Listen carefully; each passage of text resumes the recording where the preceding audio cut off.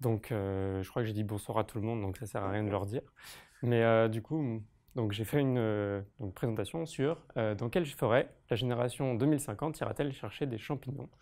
Donc, en gros, à quoi ressemblera la forêt quand le changement climatique aura commencé à venir vers nous. Alors, donc oui, donc c'est ce que j'aurais dû montrer avant. Donc, changement climatique, réchauffement climatique, la forêt se réchauffe. Qu'est-ce qu'on voit comme forêt quand il fait chaud? On peut imaginer des forêts tropicales, des déserts complets. Au milieu, c'est juste une petite forêt méditerranéenne, donc c'est pour montrer différents paysages. Genre, si on imagine totalement qu'on fait de la science-fiction, voilà ce qu'on peut imaginer. Et finalement, à quoi ça va ressembler en vrai? Là, c'est un peu de ça qu'on va parler ce soir. Donc voici une superbe image de forêt libre de droit où vous voyez une jolie petite biche. Donc une forêt, c'est pas seulement des arbres, donc il y a forcément des arbres dans une forêt, mais vous avez aussi, bonsoir, vous avez aussi des animaux, donc toute une faune, et vous avez tout plein de plantes qui sont sur le sol, donc toute une flore qui n'est pas, qui ne sont pas des arbres, qui ne font pas du bois. Et du coup, c'est tout plein de choses qui vont être affectées par le climat. Alors, vu qu'en une heure, il faut choisir, je vais parler que des arbres, et je vais parler que du cas de la France. Parce qu'on pourrait faire toutes les régions du monde, on pourrait faire toutes les espèces qui existent, et on ne s'en sortirait pas. Donc, les arbres et la France. Globalement, de quoi je vais parler? D'abord, je vais juste vous dire bonsoir. Globalement, à quoi ça ressemble la forêt? Genre en France, qu'est-ce qu'on a comme arbre, quels sont les services qu'elle rend, etc. Ensuite, donc forêt et changement climatique. Le changement climatique, qu'est-ce que c'est? De combien il bouge? Comment on l'étudie? Et ensuite, les grosses parties, ça va être plutôt, on a un arbre qui est là, le climat change, qu'est-ce que ça va changer pour lui? Comment on essaye de prédire ce qui va se passer? Donc on peut prédire le climat, est-ce qu'on peut arriver à prédire comment la forêt bouge? Et comment est-ce qu'on prend en compte le changement climatique quand on essaye de gérer des forêts? Donc la première chose, à quoi ça ressemble la forêt en France tout de suite? Alors là, j'ai pris la première photo sur Google Images quand j'ai tapé forêt, et ça illustrait très bien ce que je voulais dire. Donc ça, c'est à peu près l'image que les gens doivent se faire de la forêt. On a des arbres qui sont tout droits, tous la même hauteur, c'est tout propre par terre, il n'y a pas une seule branche. Alors j'anticipe, mais ça veut dire que c'est des forêts travaillées. En fait, on voit que des forêts qui sont travaillées par l'homme. Alors juste des petits chiffres, mais c'est quand même intéressant. La forêt, ça couvre 30% du territoire de la France, donc c'est pas rien. Et elle est en progression. On produit de 50 000 hectares par an. Alors moi, je ne savais pas ce que c'était 50 000 hectares. 50 000 hectares, c'est 5 fois Paris. Donc chaque année, vous avez 5 fois Paris de forêts qui apparaissent en France. Et c'est globalement surtout en Bretagne et dans le sud, sur des endroits qui sont un peu délaissés, où il n'y a pas grand-chose qui se passe, il n'y a pas d'agriculture, c'est des mauvais terrains, et du coup, les arbres poussent. Et donc, c'est sur ces zones-là que la forêt grandit. Et elle est à 3 quarts privée et à 1 quart public. Un quart public donc géré par l'ONF, donc l'Office national des forêts, qui est du coup un organisme public qui gère de façon durable un quart des forêts de France. Et sinon, vous avez plein de petits propriétaires qui font un peu ce qu'ils veulent de leur forêt. Il y en a qui ne savent pas quoi en faire et qui laissent les arbres pourrir sur place, et du coup, c'est bien pour la biodiversité. Il y en a d'autres qui coupent leurs arbres parce qu'ils veulent avoir de l'argent, et bon, voilà. Donc du coup, vous avez tout un tas de petits forestiers privés, de petits propriétaires privés qui représentent 3 quarts de la forêt française. Donc je reviens sur cette photo pour vous dire que la forêt, elle est bien travaillée par l'homme. Et du coup, donc, travaillée par l'homme, qu'est-ce que ça veut dire? Ça veut dire que c'est l'homme qui choisit quels arbres restent en place et du coup, il choisit quels sont les arbres qui sont là, quoi. Et pourquoi il fait ça? Alors, juste pour montrer la photo, donc à gauche, c'est la tenue de l'ONF, qui sont des tenues, c'est très réglementé, tout l'uniforme vert, etc. Et ici, je vous ai mis un marteau qui frappe un arbre. Alors ça, typiquement, c'est ce qu'on appelle le martelage. C'est un peu une activité sacro-sainte du forestier, c'est-à-dire c'est le moment où les forestiers vont choisir quels arbres ils gardent dans leur forêt et quels arbres ils abattent. Typiquement, si vous êtes un arbre et que vous recevez ce poinçon-là, c'est que vous allez être abattu. Et pourquoi un poinçon? C'est parce que, historiquement, quand donc les forestiers passent dans la forêt, ils décident de couper les arbres, soit qui ne sont pas beaux parce qu'ils ne vont pas donner des beaux arbres plus tard, soit des essences qui ne vont pas être productives. Typiquement, si on veut garder des gros chênes, que ça rapporte plein d'argent plus tard et que ça fait des beaux bois et qu'il y a un petit charme qui lui fait de la compétition, on va couper le charme, on va le couper tout de suite, c'est pas grave si on ne l'antit pas sur l'avenir. Et du coup, donc, les forestiers martèlent les arbres, ils mettent un poinçon, et du coup, quand vous coupez l'arbre, tous les arbres qui n'ont pas ce poinçon-là, c'est qu'ils ont été volés. Et du coup, si vous reproduisez ce poinçon-là, vous faites du faux monnayage. Donc du coup, c'est vraiment quelque chose, c'est vraiment une institution, ce martelage. C'est bon, maintenant on fait ça à la peinture avec des bombes de peinture, mais par contre, c'est vraiment, enfin, typique, comment on gère les forêts, on décide quels arbres on coupe, et comment on fait pour le décider, on martèle. Enfin voilà. Et pourquoi on choisit de gérer les forêts comme on veut? C'est parce qu'elles rendent beaucoup de services. Alors quels sont les services que rend une forêt? La première chose, c'est auquel on pense, c'est l'écologie. C'est-à-dire que vous avez des milieux qui sont protégés par les arbres. Là, c'est un milieu humide. Il y a le grand truc connu, c'est les dunes aussi. C'est des endroits qui sont entourés de forêts où on veut protéger certaines espèces rares qui sont là. Enfin, on veut conserver les milieux. Donc ça, première chose, les forêts servent à conserver l'écologie. La deuxième chose, c'est produire du bois. C'est important aussi. Donc là, j'ai mis une forêt exprès, une photo qui est exprès un peu moche, parce qu'on voit des gros bois, etc. Mais c'est pas parce que c'est moche que c'est pas bien. Le bois, il y en a besoin si on veut faire du matériau durable. On peut s'en servir pour faire de l'énergie enfin, le brûler du bois en soi, c'est durable. Bon, on pourrait discuter de tout ça, mais du coup, globalement, produire du bois, c'est un matériau dont on a besoin, qui est utile, et du coup, la forêt, c'est quand même un principal service de la forêt, c'est faire du bois. Et alors, je ne sais pas si c'est des grimpeurs ici, mais là, c'est la forêt de Fontainebleau. Vous avez un joli bloc, donc en forêt, vous pouvez aller vous balader, vous pouvez aller grimper dans un cas exceptionnel. Salut! Mais la forêt, ça rend aussi un service de tourisme. Donc vous aimez bien aller vous faire du vélo, vous balader, etc. Donc vous avez des forêts qui sont exprès pour le tourisme. Et du coup, vous n'allez pas gérer votre forêt pareil. Si vous voulez du bois, vous allez garder des bons arbres qui vont pousser vite et qui vont faire des troncs très grands. Vous allez produire plein de bois. Si vous voulez de l'écologie, vous allez juste tout laisser en plan et vous avez du bois qui va pourrir, ça va faire des champignons, vous allez reprendre l'espèce. Et si vous voulez une forêt qui soit agréable à regarder où les gens viennent, vous allez enlever tous les arbres morts et vous allez globalement faire des arbres, enfin vous allez essayer de faire des forêts à peu près homogènes avec des grands arbres, pas laisser des petits taillis, et vous allez vraiment travailler votre forêt en fonction de ça. Donc ça c'était à quoi servaient les forêts, et maintenant c'est à quoi elles ressemblent. Parce que là, la forêt, je vous ai montré quasiment que des forêts, la forêt de Fontainebleau, qui est juste à côté, vous avez des beaux chênes, mais en vrai, partout en France, si vous baladez, vous avez des forêts qui ressemblent vraiment à plein de choses différentes. Et du coup, j'ai pris 4 photos pour vous montrer un peu l'étendue de ce à quoi ça peut ressembler. Donc là, c'est toujours la forêt de Fontainebleau, donc ce que je disais avec des chênaies, donc toujours des chênes. Donc on voit qu'on a des forêts qui sont très travaillées, parce que tous les arbres ont le même âge, ils font tous la même taille, c'est très joli pour se balader.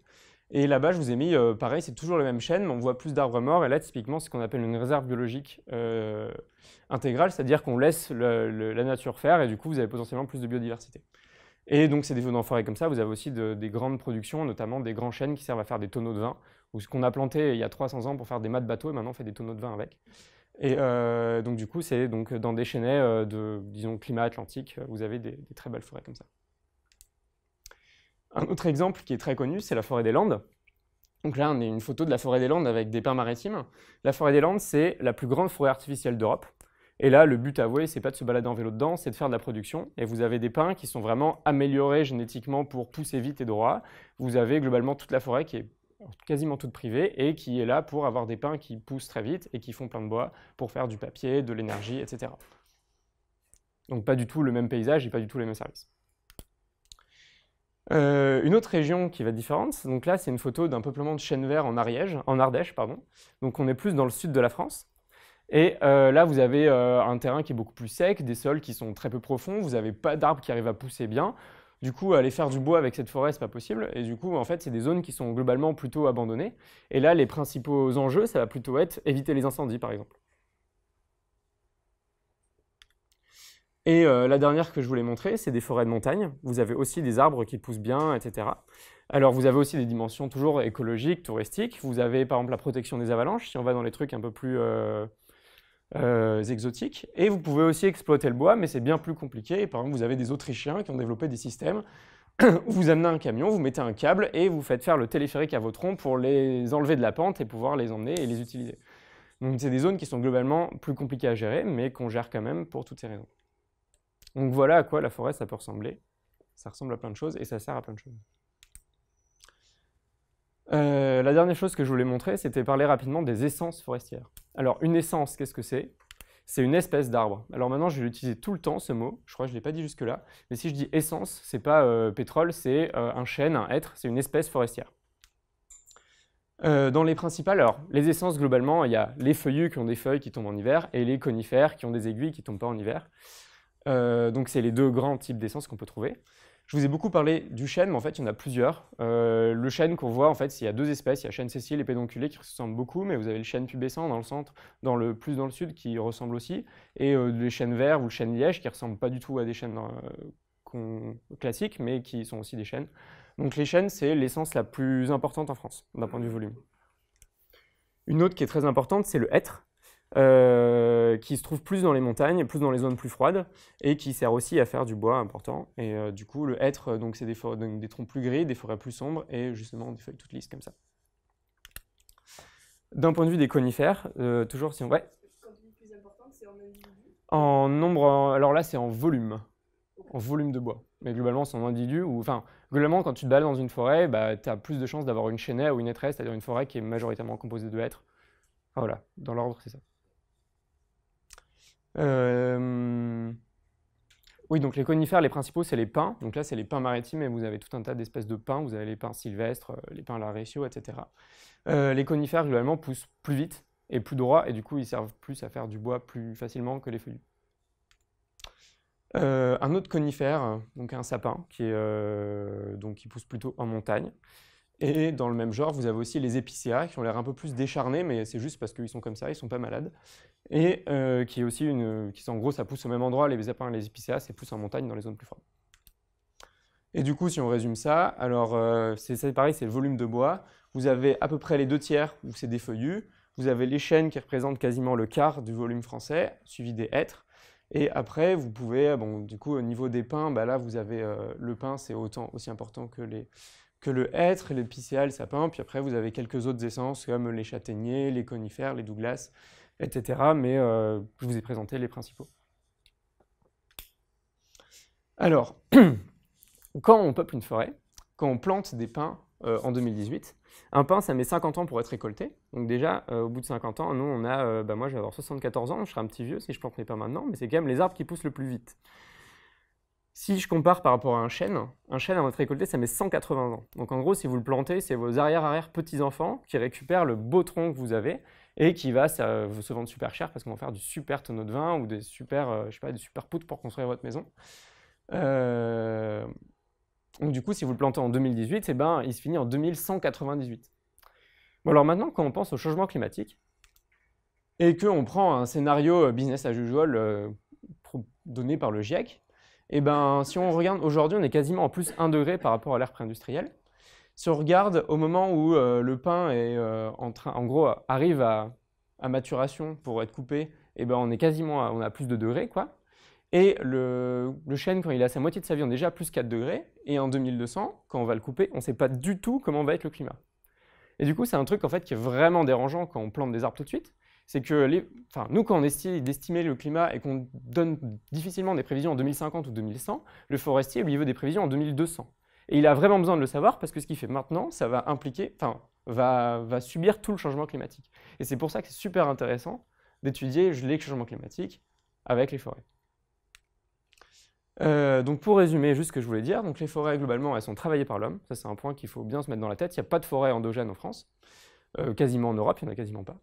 Elles sont très diverses, elles servent à plein de choses, et la gestion des forêts à partir d'aujourd'hui va devoir prendre en compte le changement climatique. Alors maintenant qu'on a parlé forêt, le changement climatique, qu'est-ce que c'est ? Alors pareil, j'ai fait pareil, je trouve ça très rigolo, mais si vous tapez changement climatique sur internet, vous avez ça tout de suite, et il y a un arbre, c'est fou. Mais bon, c'est pas, moi, autant la forêt ça m'allait bien, mais ça c'est pas vraiment l'image que j'ai du changement climatique. Alors déjà, petite historique sur pourquoi on parle de 2 degrés Celsius, parce que c'est quand même important. Donc historique rapide mais nécessaire. En 1992, vous avez le sommet de Rio, qui est un sommet de la Terre, où en gros vous avez tous les membres des Nations Unies qui se réunissent pour dire on veut faire quelque chose pour le développement durable et qui définissent un certain nombre de consensus sur le développement durable, qui mettent ça dans une convention qu'on appelle la Convention cadre des Nations Unies sur le changement climatique. Et le grand principe de cette convention, c'est le fait que tout le monde est responsable du changement climatique et mais que cette responsabilité est partagée. Donc voilà pour ça. Et ils décident pour étudier du coup le changement climatique que on allait faire des conférences des parties, c'est-à-dire Conference of Parties ou COP, et que tous les ans, tous les acteurs des Nations Unies allaient se rencontrer pour parler changement climatique. Et du coup, c'est là qu'on arrive en 2014 avec la COP 21. Alors un point que je n'ai pas éclairci, c'est pourquoi en moins de 21 ans, on arrive à 21 COP. Mais en 2021, vous avez cette 21e réunion de tous les chefs d'État qui décident d'avoir un accord global pour limiter le changement climatique en 2100 à 2 degrés. Donc ce 2 degrés, ce n'est pas une limite physique, ce n'est pas des physiciens qui l'ont mis, c'est des politiques qui ont dit, au vu de ce que nous ont dit les physiciens, on veut limiter le réchauffement climatique à 2 degrés. C'est quelque chose de politique, et ce n'est pas ce qui va arriver, et on ne s'y dirige pas forcément. Et du coup, sur quoi ils se basent pour décider ces 2 degrés? Là, vous avez un vrai organisme scientifique qui s'occupe de ça, c'est le GIEC. Le GIEC, c'est le groupe d'experts intergouvernemental sur l'évolution du climat. En anglais, ça se dit IPCC.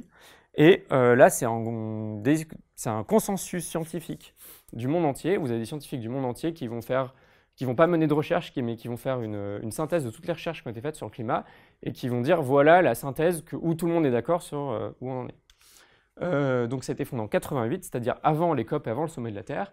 Et le dernier rapport date de 2014, donc c'est assez récent. Et donc c'est ce GIEC-là qui propose des scénarios et qui propose disons, un consensus sur à quel point on va réchauffer vite le climat. Alors, comment on prédit le changement climatique? Ça demande plein d'étapes et ça demande plein d'incertitudes. Donc c'est aussi quelque chose qu'il faut avoir en tête. La première chose, c'est qu'il faut que vous ayez des données sur le climat actuel sur toute la surface du globe. Donc c'est-à-dire que vous avez votre globe, vous devez savoir dans chaque bout d'atmosphère quelle température il fait, quelle humidité vous avez, où est-ce que vous avez des nuages, etc. Ça, c'est pas facile à avoir, et du coup, vous avez une forte incertitude sur ces données-là, et vous avez plusieurs jeux de données qui existent. Une fois que vous avez un jeu de données, vous avez besoin de calculer dans le futur qu'est-ce que ça va donner avec des lois physiques. Donc vous avez un modèle mathématique, et ces modèles mathématiques, il y en a plusieurs, et vous avez aussi des incertitudes, parce qu'on ne fait pas les mêmes approximations, et deux modèles avec les mêmes données ne donnent pas les mêmes résultats. Et la dernière chose, c'est ça dépend de la température dans 100 ans, ça dépend aussi fortement de ce que nous on fait. Et ça, c'est avec un modèle et un jeu de données, si on prend tous la voiture, si on prend tous le vélo, on n'aura pas le même résultat à la fin. Du coup, vous avez une troisième source d'incertitude, c'est les scénarios climatiques. C'est vraiment comment évolue la société. Donc voilà comment, en gros, les principales étapes de ce qu'on a besoin pour construire une prédiction et pourquoi c'est très variant. Oui, alors rapidement, les 3 scénarios, c'est juste pour les donner. Si vous voyez A2, c'est on continue notre mode de vie actuel, on continue à croître comme on a fait. A1B, c'est on essaye quand même de faire des efforts et de réduire nos émissions de gaz. Et si on va sur des scénarios B1 ou 4.5, là, on essaye de faire plus des changements sociologiques. Alors, RCP, A2, A1B, B1, c'est le rapport du GIEC 2007. Et RCP 8, 5, 6 et 4, 5, c'est le rapport du GIEC 2014. C'est parce qu'ils ne le prennent pas forcément de la même façon, c'est pas pris en compte de la même façon, mais globalement ça veut dire la même chose. Enfin, ça donne les mêmes résultats. C'est pas les mêmes rapports du GIEC. Mais là, du coup, j'ai un rapport du GIEC 2014, donc là, c'est business as usual, c'est en continu comme ça. 4.5, c'est vraiment on fait des changements sociologiques. Et ici, c'est plutôt on fait des efforts. Alors, pardon, ça, c'est une courbe des anomalies de température.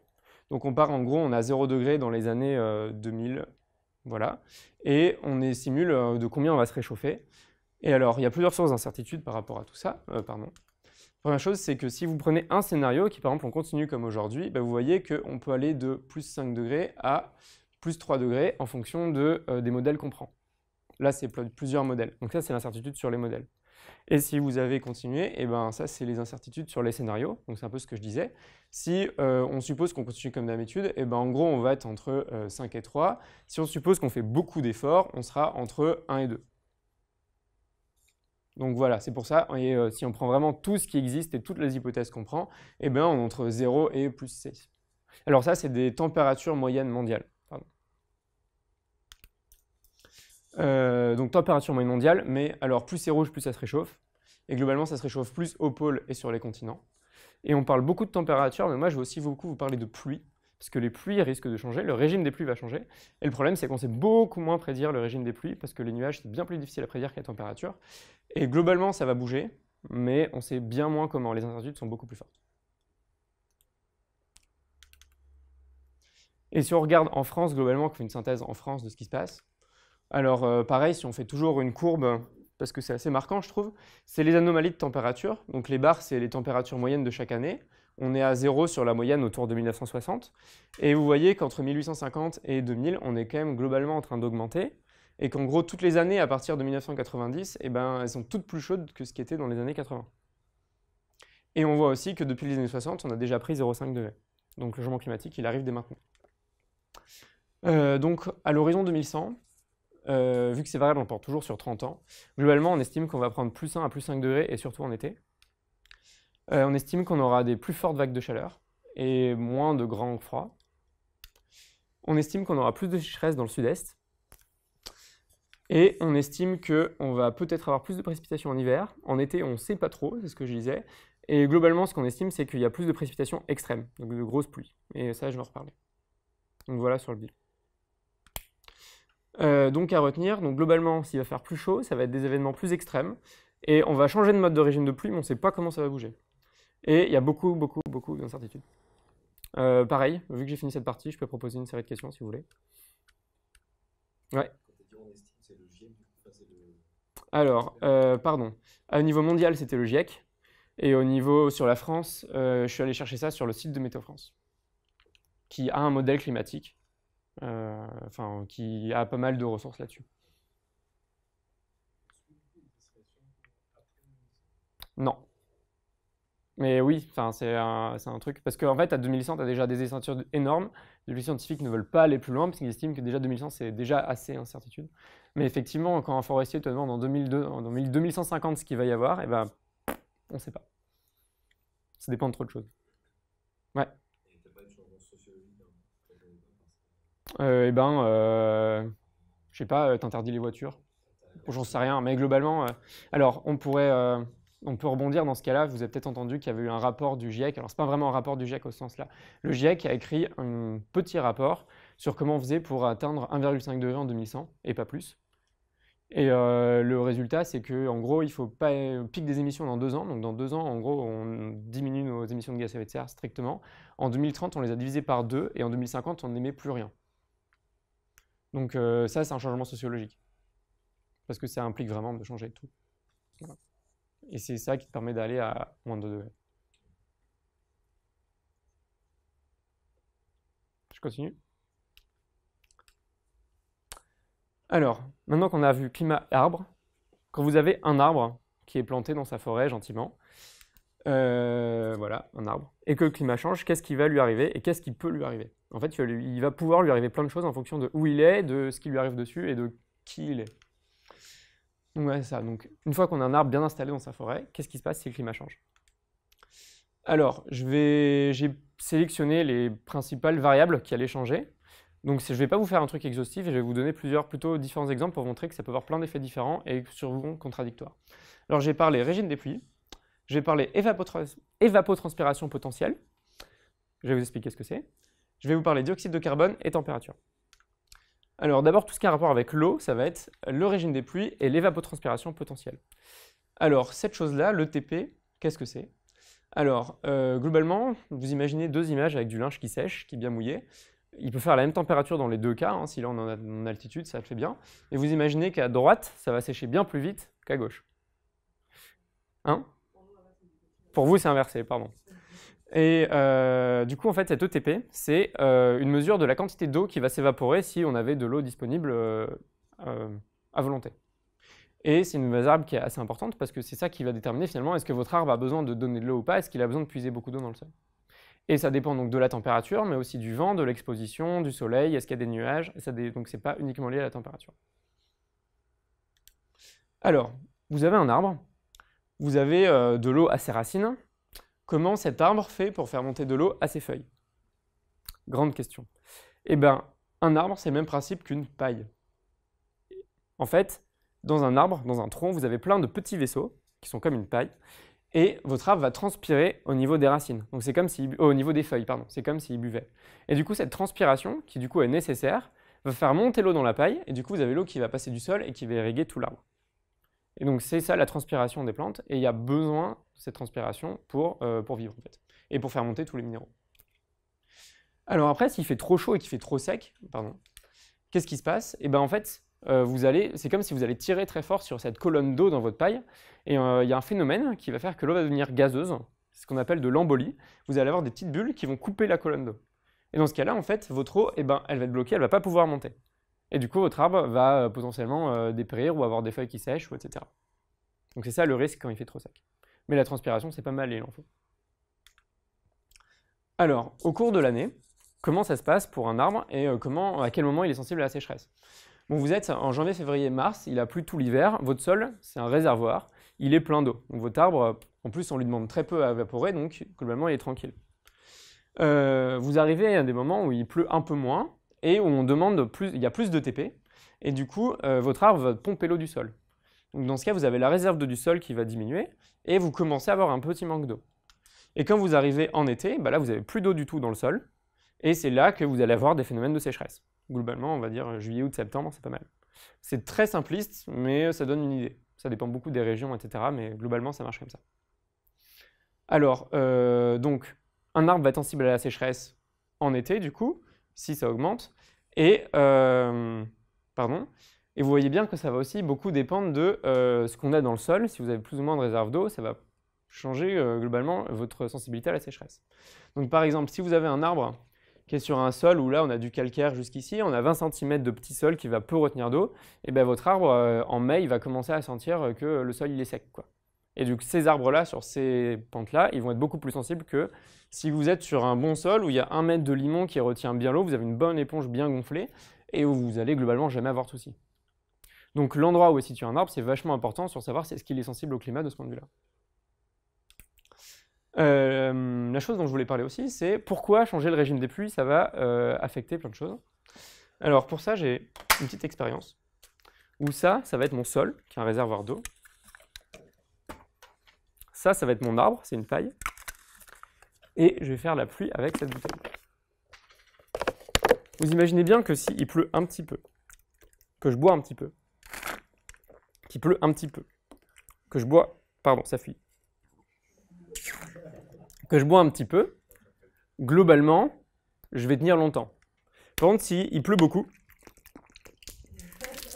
ça ruisselle, et globalement, je vais tenir un mois en buvant,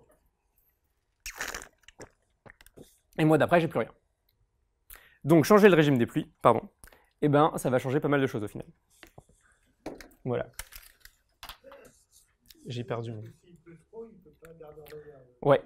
Ton sol, alors en fait, il y a deux choses en vrai. Il y a le fait qu'il ne puisse pas le garder en réserve, et il y a le fait que, par exemple, s'il fait très sec, tu as une croûte qui se fait sur le sol, et l'eau, elle ne rentre pas, elle ruisselle. Et typiquement, les inondations dans le sud en été, c'est des gros orages qui arrivent sur un sol bien sec qui n'absorbent pas l'eau. Donc tu as deux phénomènes en vrai, mais l'idée c'est que plus tu as des pluies extrêmes, pour un arbre, le mieux c'est d'avoir des pluies régulières tout le long de l'année. Et du coup, si tu as plus de pluies extrêmes qu'a priori prévu, potentiellement, dans certains cas, tu favorises la sécheresse. Donc voilà.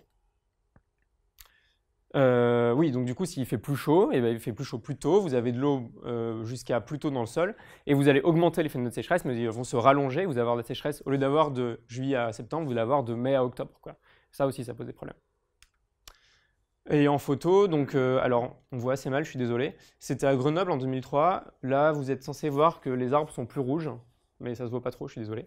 Et dans les zones du sud, on a parlé d'incendie, s'il fait plus sec, vous avez plus facilement des incendies, donc problème. Donc plus de sécheresse, potentiellement, ça fait moins de production et plus de mortalité des arbres. Si on parle CO2 rapidement, donc on balance du CO2 dans l'atmosphère, donc il y a plus de CO2 dans l'air. Et ça, pour les arbres, c'est bien, parce que les arbres, ils font de la photosynthèse. La photosynthèse, c'est on prend du CO2 qui a du carbone dans l'atmosphère, et grâce à l'énergie du soleil, on fixe ce carbone dans l'arbre. Ce carbone, il va servir à faire de l'énergie à travers de la respiration, donc ça repart dans l'atmosphère, c'est la même respiration que ce qu'on fait nous, donc là on produit de l'énergie, et ça va aussi fixer de la matière, c'est ça qui fait la croissance. C'est pour ça du coup qu'on parlait que si un arbre pousse, il emmagasine du CO2 dans son tronc, et du coup c'est des sortes d'émissions négatives, vous prenez du CO2 de l'atmosphère et vous le stockez dans votre bois. Et du coup, si vous avez plus de CO2, potentiellement, vous pouvez augmenter cette photosynthèse, produire plus de matière, et vos arbres peuvent croître plus vite. Pour certaines essences. Mais c'est quelque chose qui peut arriver. Donc, plus de CO2, potentiellement, vous pouvez avoir plus de production. La dernière variable qui peut changer, c'est la température. Et là, ça peut changer plein de choses aussi. Alors tout d'abord, moins de froid. Je vous ai mis des photos de qu'est-ce qui peut arriver avec le froid. Là, il faut imaginer, les arbres commencent à pousser un joli printemps, et là, paf, gelée printanière, et vos arbres, bah, elles sont flétries parce que, en gros, ça les a brûlés. Ici, c'est un autre exemple, c'est ce qu'on appelle, une gélivure. Vous voyez que là, vous avez toute une cicatrice sur l'arbre. En fait, quand vous avez un grand froid, et ça peut arriver aussi avec les grands secs, votre bois, il éclate. Et du coup, ça vous fait des sortes de cicatrices qui vont grandir petit à petit au fil des ans. Du coup, la première année, ça va être petit, puis la deuxième année, ça va grandir un peu, et au bout de 10 ans, ça va atteindre la moitié de votre tronc. Et ça, c'est nul pour deux choses. La première, c'est que votre bois, si vous le coupez, il ne sert à rien, parce qu'il est complètement fragile. Et la deuxième, c'est que c'est une voie d'entrée pour toutes les maladies, parce que l'écorce, du coup, l'écorce est cassée, donc les maladies peuvent rentrer, et du coup, votre arbre va dépérir plus vite. Donc si vous avez moins de grand froid, potentiellement, vos arbres se portent mieux.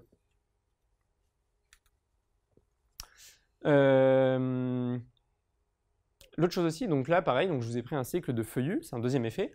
Donc les feuillus, donc en printemps, les feuilles poussent, en été, les feuilles sont bien vertes, en automne, elles commencent à tomber, en hiver, il n'y en a plus. Bon, s'il fait plus chaud plus tôt, et ben, les feuilles poussent plus tôt, et vous allez augmenter le temps où vous avez des feuilles sur l'arbre, et vu que c'est les feuilles qui font de la photosynthèse, et ben, vous allez augmenter la période sur laquelle vous allez produire du bois. Et du coup, vos arbres vont mieux pousser. Donc, plus la période de feuilles est grande, plus vos arbres croissent. Alors, tous ces effets, ouais, juste petit aparté, tous ces effets-là, ils arrivent tous en même temps, et du coup, en fonction de où on est et de quels arbres sont en jeu, il y en a certains qui vont l'emporter sur d'autres. La dernière chose qui va jouer énormément, c'est tout ce qui est maladie et parasites. Si vous augmentez la température, et qu'il se trouve que vous avez une maladie ou un parasite qui aime le chaud, et ben du coup, il va se propager plus vite, il va être mieux, il va se reproduire plus vite, et du coup, ça va être plus de dégâts pour vos arbres. Alors, je vous ai sélectionné quelques exemples de maladies qui touchent les arbres actuellement et qui posent des vrais problèmes sanitaires dans les forêts. Là, c'est la maladie des bandes rouges qui touche beaucoup les pins laricio. Alors, on voit assez mal, mais ici, vous avez un pin laricio bien vert, et là, on voit les aiguilles qui brunissent et qui tombent. Et bon, ça, c'est une maladie qui aime la chaleur et qui, du coup, est en train de se propager énormément en Corse, notamment, et qui pose des grands problèmes sur tous les peuplements de pins laricio. Un autre exemple, c'est les chenilles processionnaires du pin. Donc, c'est les chenilles qui font des nids comme ça, et on les voit dans les cours de récré, elles font des grandes files, et il ne faut pas les toucher parce que c'est urticant. Et alors, du coup, pour les arbres, d'un point de vue société humain, c'est pas cool parce que vous avez potentiellement des accidents. Pour les arbres, ça mange les aiguilles de pin, et du coup, c'est pas bon pour les pins. Et alors, disons que dans les années 80, alors à droite, donc à gauche pour vous, pardon, elles étaient sur la zone grise, et dans les années 2005, on les trouve du coup au-dessus d'Orléans, donc on voit qu'on est passé, on a gagné quelques kilomètres. Ça, c'est des choses qui ont été mesurées. Donc vous avez des parasites qui peuvent potentiellement se propager. Un autre exemple, c'est les scolites. C'est des petites bêtes qu'on ne connaît pas trop, c'est des insectes qui font 5 mm et qui se nourrissent d'écorces d'épicéa. En fait, les mères pondent des larves dans le tronc, et elles avancent comme ça en mangeant le bois. Puis elles pondent des larves, et après les larves se propagent dans chaque côté. C'est pour ça que vous avez des galeries comme ça en forme d'arêtes de poisson. Et ça peut potentiellement faire des dégâts. Et donc là, vous avez un exemple de forêt qui était par exemple un peu affaibli par la sécheresse, un peu malade, des arbres qui ne se portent pas bien, un peu vieillissants. Et vous avez les scolites qui arrivent, et en quelques années, vous avez votre bout de forêt qui est mort. Donc potentiellement, c'est plus chaud, vous avez plus de parasites et vous avez plus de mortalité. Donc pour résumer, le changement climatique, pour un arbre, ça peut avoir vraiment plein d'effets différents. En fonction de qui vous êtes et où vous êtes, ça va vous favoriser ou non.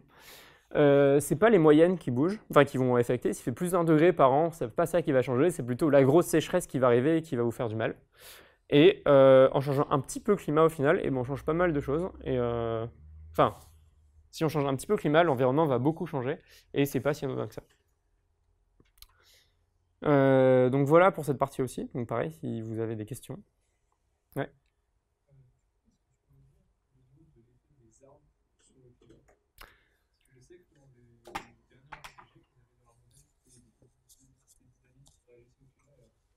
Ouais, alors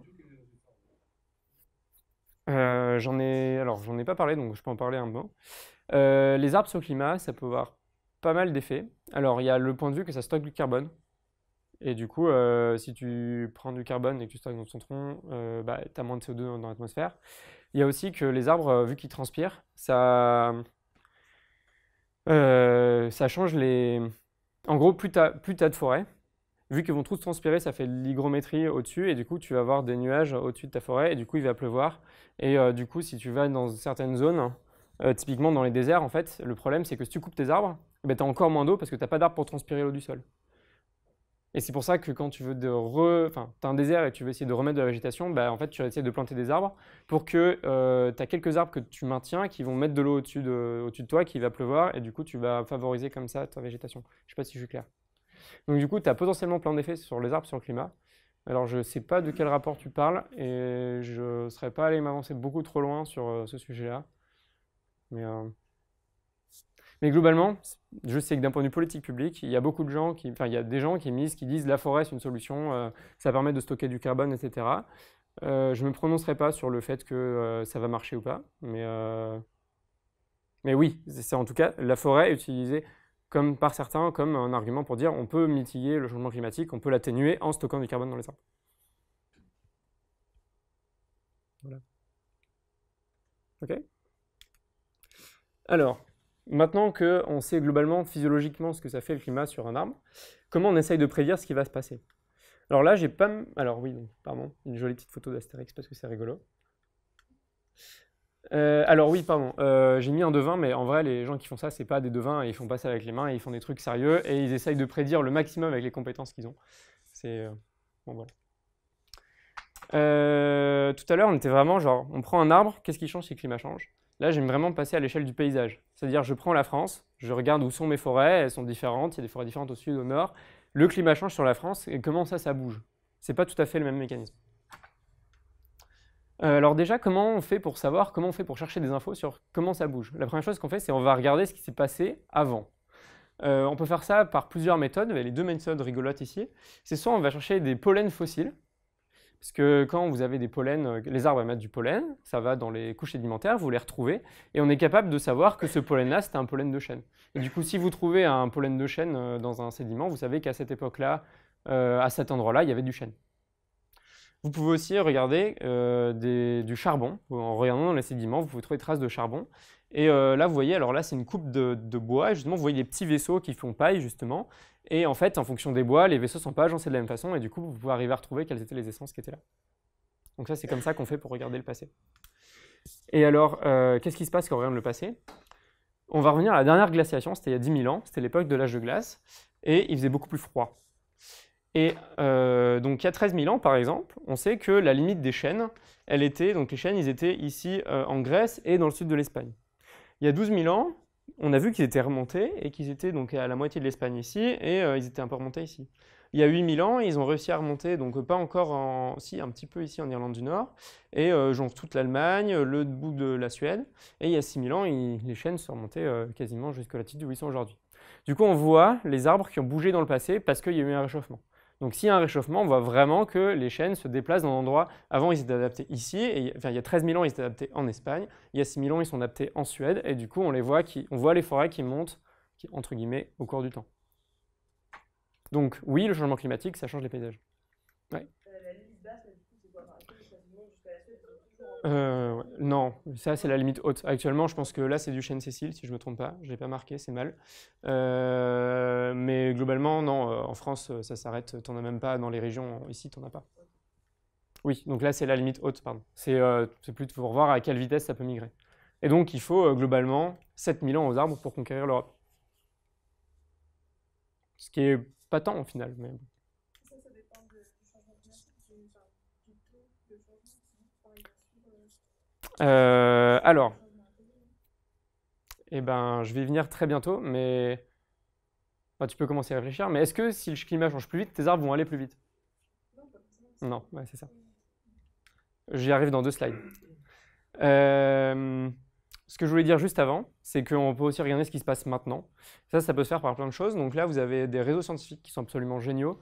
Vous avez des gens qui, tous les ans, vont aux mêmes endroits pour regarder de combien vos arbres ont poussé, de quelles sont les plantes qui sont encore là, et dans toute l'Europe. Et du coup, vous avez en temps réel vraiment une évolution. Vous pouvez voir, est-ce que la croissance des arbres augmente, est-ce qu'elle diminue, est-ce que vous avez des essences qui changent, etc. Et c'est quelque chose qui est absolument formidable parce que pour obtenir des données, il faut faire ça continuellement pendant 40 ans. Et du coup, ça veut dire que vous avez des scientifiques qui planifient des expériences sur 40 ans pour venir chaque fois au même endroit pendant 40 ans pour enfin avoir une donnée.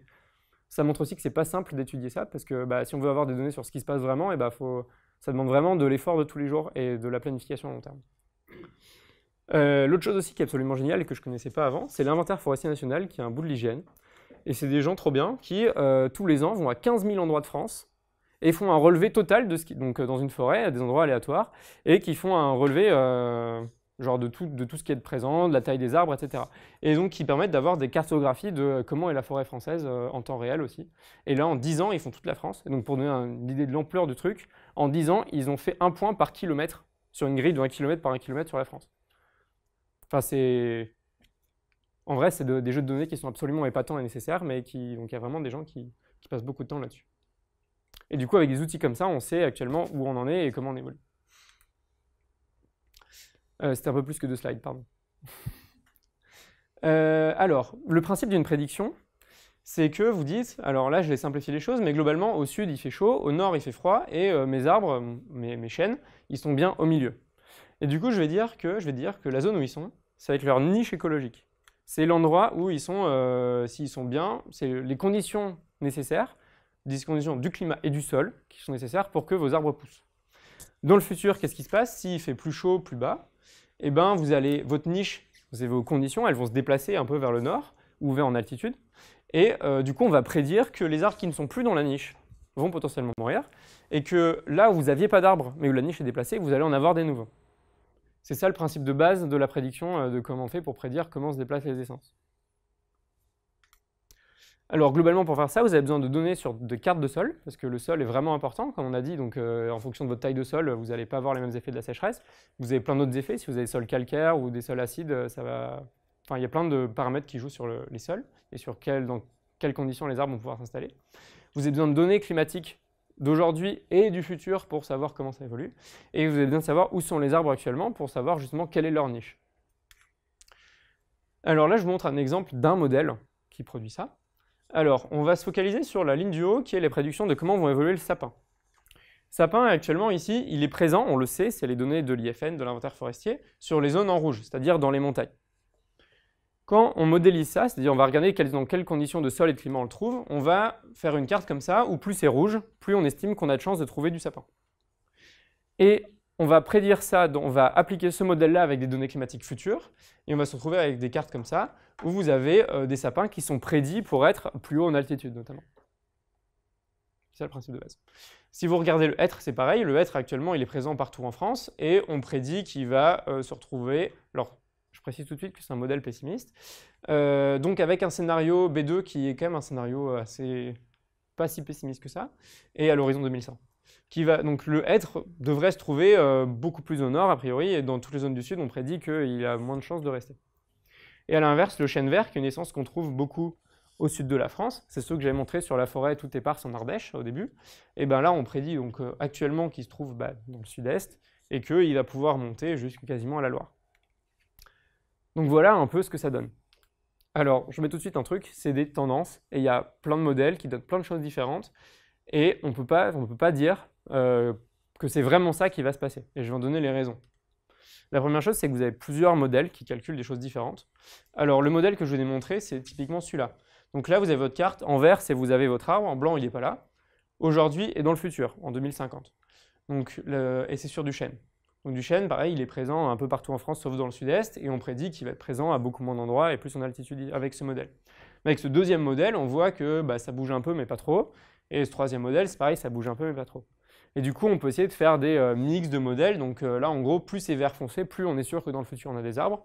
Et plus c'est jaune, moins on est sûr.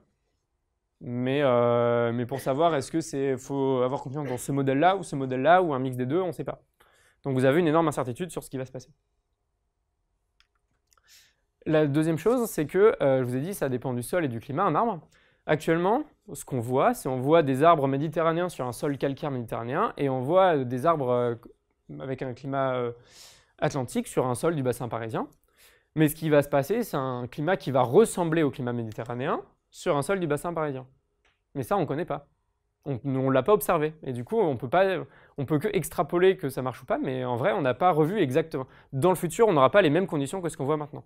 Du coup, la photo, elle est un peu différente, et du coup, c'est vraiment de l'extrapolation qu'on fait. Ouais. Tu ne peux pas faire une expérience, soit pousser un arbre sur le sol, soit on prend un qui est déjà poussé. Ouais, alors on peut, mais un arbre, ça met 50 ans ou plus à pousser. Et du coup, si tu commences une expérience maintenant, tu as le résultat en fait, au moment où ça arrive. Et si tu prends un arbre déjà adulte, tu peux pas l'extraire du sol sans l'abîmer et le mettre dans un autre sol. Alors, j'ai jamais entendu parler de ça. Bah voilà. Mais oui, il faudrait imaginer des choses comme ça. Mais ouais, tu as des expériences. Tu as un endroit à Bordeaux où ils ont construit un système où ils empêchent la pluie de tomber sur les arbres. Et du coup, il y a des parcelles pour étudier la sécheresse, ils ont un système pour enlever la pluie. Je sais pas, j'ai jamais visité, je sais pas, je crois que c'est des sortes de toits, mais je suis pas bien sûr. Mais il y a des expériences assez folles pour essayer d'estimer ça. Mais dans toute façon, le cas est super, enfin, le temps de réaction est très long. Et juste pour rebondir aussi, il y a aussi que, bon, non, j'en reparlerai plus tard. La deuxième chose, le problème aussi avec ce qu'on a, c'est que les données sont biaisées. Je vous dis, les arbres, ils ont été sélectionnés. Enfin, en gros, s'ils sont là, c'est parce que l'homme a voulu qu'ils soient là. Mais si vous n'avez pas de chêne dans le sud, c'est parce qu'il ne peut pas survivre, ou c'est parce que dans le sud, l'homme a préféré planter des pins qui poussaient mieux dans ces conditions. Et ça, on ne peut pas vraiment le savoir. Il y a des endroits où on sait que ça peut pousser, il y a des endroits où vraiment on ne sait pas. Et du coup, le fait que l'homme agisse sur les forêts et en coupe certains, et fasse de la sélection finalement, et ben, ça fait que nos données, elles sont biaisées. Et du coup, on n'est pas sûr de... quand on dit, quand on dit il n'y a pas de chêne dans le sud, et ben, est-ce qu'il pourrait être là, mais qu'il n'y est pas, on ne sait pas. Et la dernière chose, c'est la plasticité phénotypique, c'est-à-dire qu'un arbre peut s'adapter. C'est-à-dire typiquement, mon chêne dans le nord, il fait plus chaud ou plus sec. Est-ce qu'il n'est pas capable de s'adapter tout seul à ces nouvelles conditions et à rester là? Et en fait, ce que je voulais dire par rapport à toi, c'est que typiquement, tu peux déplacer un arbre avec de nouvelles conditions, mais finalement, les arbres qui sont déjà là, peut-être que s'ils ont leur système racinaire bien là, ils vont pas avoir de problème. Et que c'est leurs descendants, avec les nouveaux petits plants, qui eux vont subir plus facilement les effets du climat. Et du coup, déplacer un arbre adulte, et ben finalement tu regardes est-ce qu'il va mourir à cause d'une grosse sécheresse, mais tu vas pas regarder sur le fait est-ce que mes plants vont moins bien pousser que d'autres et finalement il faut mieux sélectionner d'autres arbres que ceux qui sont là. Je sais pas si c'est clair. Donc plein de raisons pour lesquelles ces modèles de prédiction nous donnent des choses, mais ça prend avec des pincettes et au final il y a beaucoup d'incertitudes. Je vous ai parlé aussi, donc ça c'était des modèles de niche qui essayent de prédire où sont présents les arbres, mais on peut aussi parler de production. Et ça ne donne pas les mêmes choses. Alors là, c'est un modèle, pareil, qui essaye de prédire si les arbres vont produire plus ou pas là où ils sont dans le futur. Et par exemple, le sapin, qui est un cas très intéressant, on voyait que le sapin, on voyait sa zone se restreindre. Globalement, il fuit en altitude. Et ben, on prédit quand même que même s'il est dans un endroit moins important, il va produire plus. Et les sapins qui seront là vont produire plus de bois. Et à cause du CO2 et surtout de la température, il fait plus chaud, ça les favorise. Parce que ce qui tue les sapins en bas, c'est plus les maladies. Vous avez des essences dont a priori la production ne va pas être touchée, et vous avez des essences qui vont produire moins de bois parce qu'il va faire plus chaud, elles vont être moins favorables. Donc voilà. Donc globalement, il y a beaucoup d'incertitudes. Ce qu'on sait, c'est que ça va changer. Les forêts futures, elles ne vont pas ressembler aux mêmes, les essences, elles vont bouger. Et oui, pardon, pour la production, ça dépend beaucoup. Donc j'ai pas de réponse très claire, à part ça dépend. Mais et ça bouge, mais ça dépend, enfin, on ne sait pas comment. Donc voilà. Ok. Donc dernière partie, maintenant qu'on sait tout ça et qu'on sait comment ça bouge, c'est comment on essaye de prendre ça en compte dans la gestion des forêts. Grande question. Alors, globalement, c'est ce qu'on disait, un arbre, s'il est là, soit il fuit, soit il s'adapte. Alors, à quelle vitesse les essences se déplacent-elles? Bon, on en a un peu parlé. En km/h, c'est assez peu. Et ça n'a pas vraiment de sens non plus. En vrai, quand on regarde, actuellement, le chêne vert, on voit qu'il migre. Et il migre de 50 mètres par an. Donc, du coup, ça répond à une question de tout à l'heure aussi. Alors, qu'est-ce que ça veut dire? Bon, on revient. Et le chêne Cécile, dans le passé, c'était la carte que je vous ai montrée tout à l'heure. Globalement, il avançait de 500 mètres par an.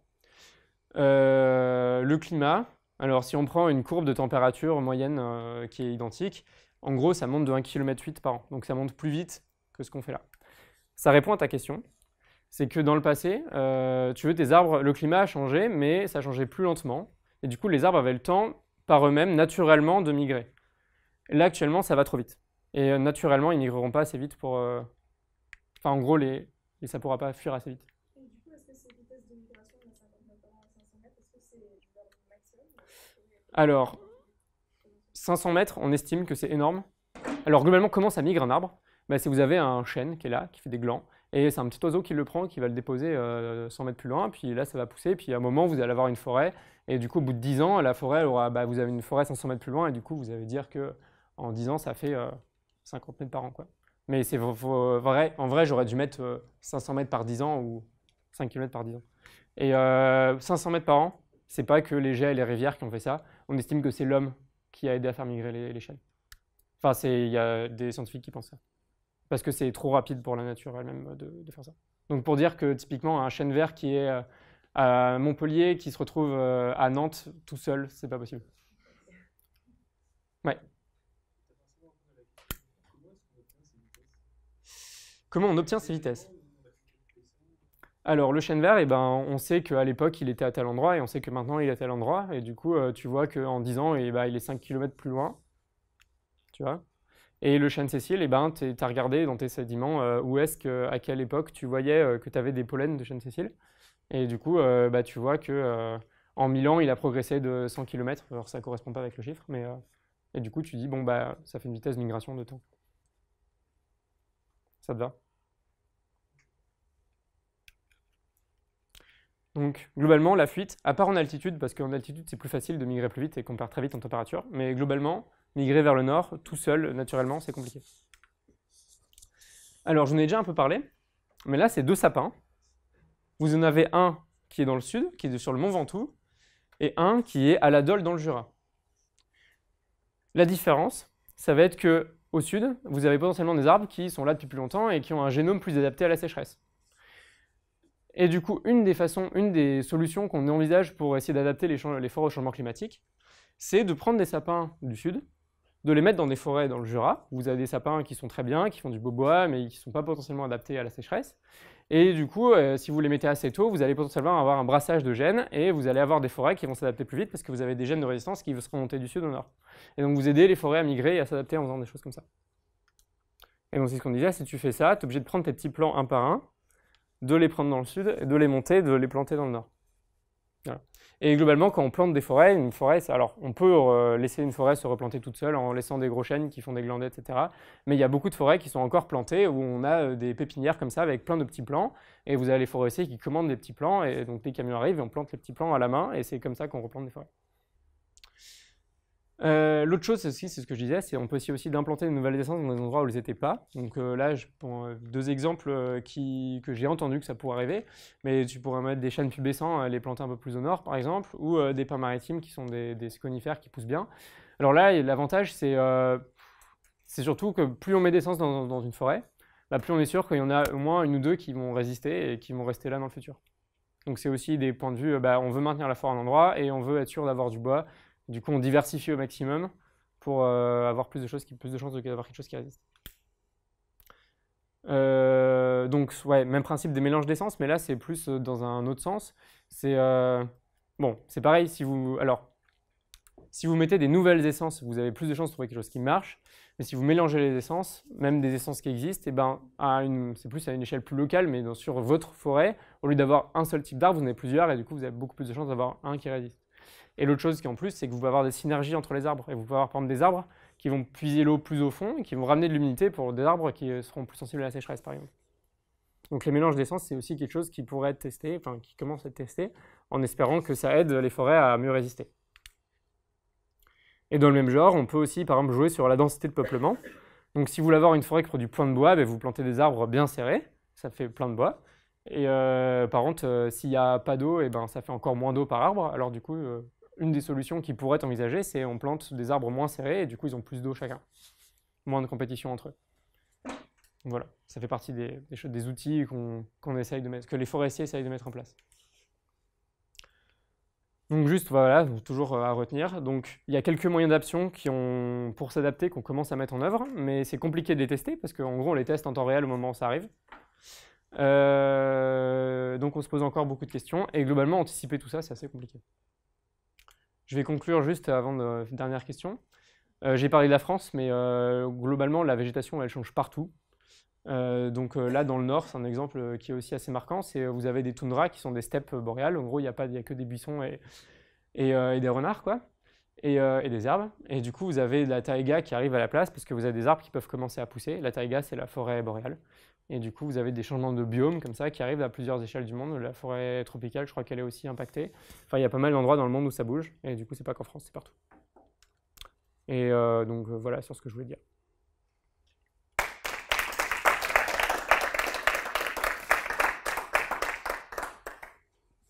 Voilà. Donc, si vous avez encore des questions...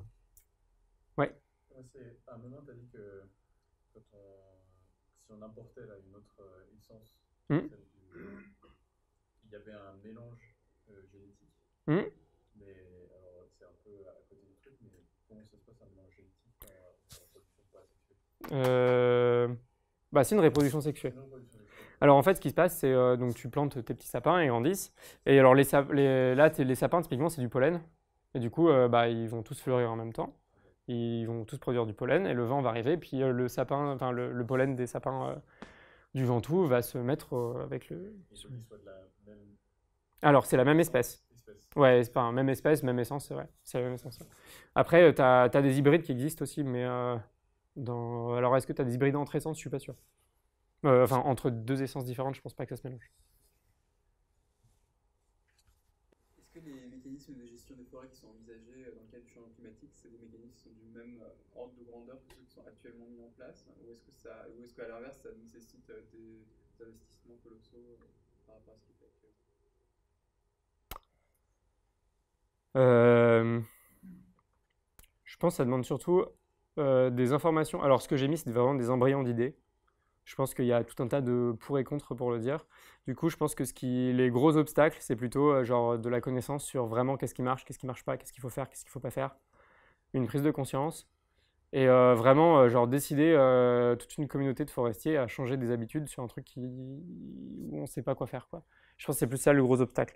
Parce qu'après, mélanger les essences, on sait faire. C'est moins facile que de faire une forêt de monoculture, quoi, mais on sait faire. Mettre des nouvelles essences, bah, globalement, c'est planter un arbre, on sait faire aussi. Déplacer, bah oui, forcément, déplacer un arbre, c'est plus pénible, quoi. Enfin, déplacer des plantes du sud et les monter au nord, tu fais forcément un trajet en camion. Donc, c'est moins facile à gérer parce qu'on sait moins le faire. Typiquement, les mélanges d'essences, c'est une capacité technique en plus. Donc, je pense que tu as des compétences techniques à acquérir, mais c'est pas non plus faramineux, quoi. Je pense que la grosse question, c'est vraiment l'un des interrogations sur qu'est-ce qui marche pas. Et du coup, tant que tu sais pas, tu fais pas trop. Bon, bah, si vous n'avez pas d'autres questions, merci beaucoup.